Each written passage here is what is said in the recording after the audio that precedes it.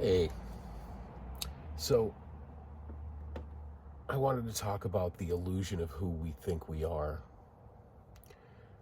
We like to pretend that our story is who we are, where we came from is who we are, our experiences, our feelings, our emotions. But they're not. They're facsimiles and illusions that lead us deeper into our own egos to justify our existence. So when I was 20, my mom passed away, and it was pretty heavy. I mean, she'd been sick most of her life, and but it was just so sudden, so out of nowhere. Um, she was a childhood diabetic, and she had pretty severe vascular disease. And the years leading up to her death, she had lost both of her legs. They had to be removed because of vascular degeneration. And that she died right before Christmas. And the last picture that we took of her was her standing by the Christmas tree, putting an ornament on, standing on her prosthetic legs. And she hadn't, that was the first time she had been actually able to get up enough strength to be able to do it. So we thought that she was, I guess, quote unquote, getting better. So, in a last ditch effort to save her arms, they were going to do some surgeries. One was going to be a carpal tunnel surgery, and another one was going to be some vascular surgery to replace some of the veins and the vessels that were degenerating. And she died December 10th, 1995. And she went in for surgery, and I was supposed to go visit. I was living in Minneapolis at the time, and my family was living in Deer River, Minnesota, which is not too far from the Canadian border. And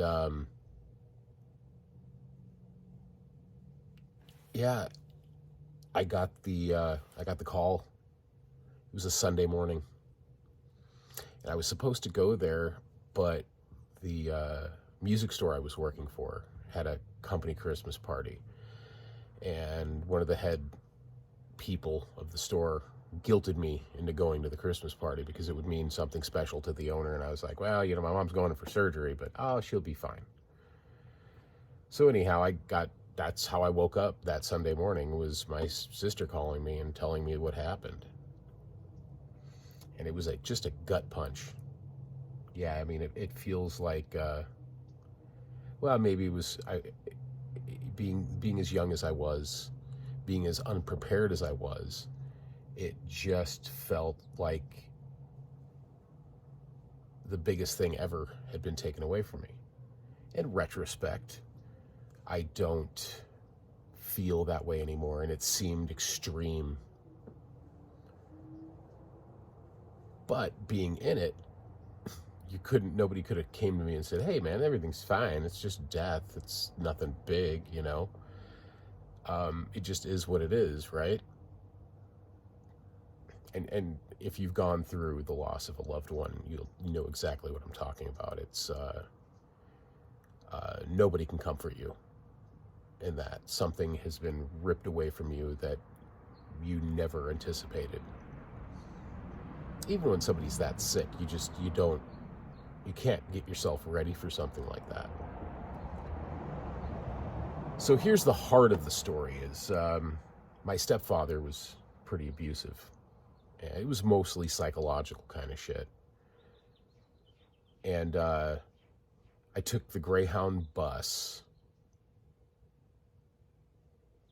and oh no, I didn't. I didn't take the Greyhound. I took I had a I had a piece of crap Ford Thunderbird. I think it was a '79 giant boat of a thing, and I drove back.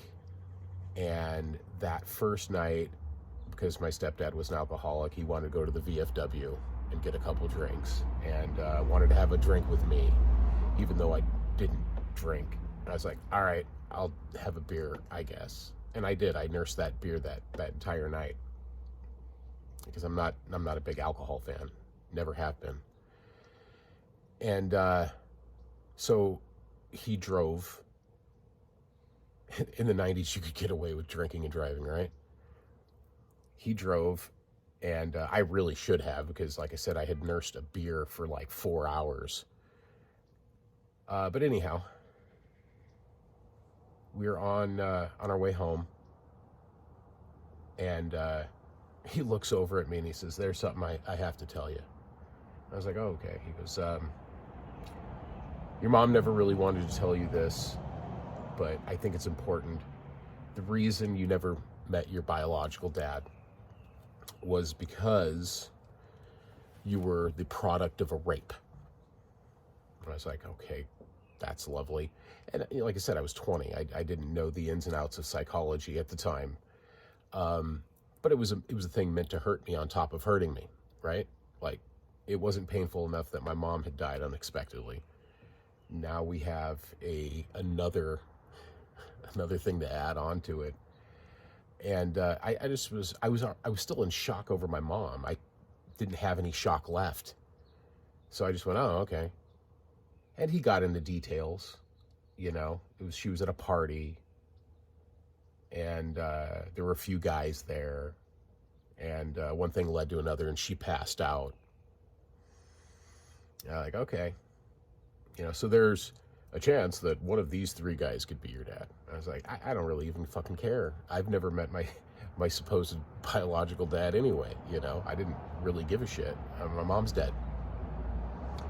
But over the years, that pressed on me. And I remember talking to my grandparents about it, and they said, well, we've never heard anything like that. And of course they wouldn't say anything. Even if they did hear something about it, it's a shitty thing to say to somebody, right? You're the product of a rape. So it was something I carried with me a long time. And, over the years after my mom passed away, I slowly cut off communication with my stepfather. And mostly because it just was pointless. There was nothing to it. It was just, like I said, it was psychological shit. And I don't know what it was that he had against me. I really don't. I mean, I suppose I was a little strange when I was younger. I was into art, and I loved music, and I've always had this weird affinity for Eastern philosophy, and he did not understand that shit at all. And, I liked Buddhism, especially Zen Buddhism. And I studied the occult when I was younger, not to practice it, just to know what it was. So all of those things were very bizarre to him. And, he was a lifelong alcoholic. So anything other than quenching your pain with some outside stimulation was probably a bit of a stretch for him. But this gets into what I was originally saying at the beginning, the fear of being afraid. It's not enough to witness the feeling, witness the emotion underneath everything. There has to come some type of acceptance of it and go, yep, that's what it was. And even though you have this idea that it's happening to you, it's really not. It's not about you. Other people's thoughts, opinions, psychological warfare, it's not about you. It never has been. I mean, hell, even the wars that we go through now politically and, with other countries, it's not about any outside subject other than the war itself. war needs to be war, right? Peace needs to be peace.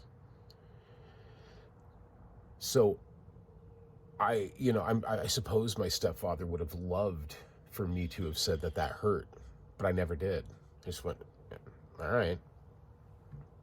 Thank God I didn't ever relate to this idea that you had to identify with your troubles, because that probably would have ruined anybody else. But I was just too damn dumb to let it affect me. So what? But there's spiritual connotation to that, and people like to think that because you were a product of rape that you're going to be a rapist, or because you're a product of rape you're going to be depressed your whole life, or you're going to be easily abused, easily taken advantage of. And I was extremely naive for a very, very long time through my life. I always looked for the good in people, and I would let people walk all over me. But it wasn't because I was stupid. It was just because I had this Mr. Rogers attitude as a kid. If I can help you, I will do my damnedest to help you, no matter what the situation is or who you are. I remember there was a kid that bullied me in high school until I fought back. And he just didn't like the cut of my jib, and that's cool. But he had a lot of problems later on. And I remember sitting and listening to him and going, hey man, like this is after the bullying, and I stood up for myself, and you know the story. It's the same story that everybody tells about the bully. And so anyhow, he was having a hard time. And I remember one night he had stole his dad's car, and he stole a bunch of guns. His dad was a preacher in this small town that we lived in. And he was just a horrid bully of a man. I wonder where his kid got it from, right? And Eric was this guy's name. And I talked to him about it, and I tried to talk him out of it. I was like, nah, dude, just go home, put the guns away, return your dad's truck, move on with your life. Just get the fuck out. If you're going to run away, just run away. Don't steal a bunch of shit. But he didn't listen. And he made it to Texas. And he got caught. And he got put in jail. And rather than having to face his dad, he hung himself by a belt in the jail cell. So those are what psychological pains can do to you. And I suppose if I'd taken my stepdad seriously, maybe I would have been hanging from a belt in a jail cell. I don't know. That's just not who I am. But I didn't think that's who Eric was either. It's terrible, the things that we go through, right? But those things that you go through are not who you really are. If you knew how much bigger you were than all of that petty little shit, it's crazy.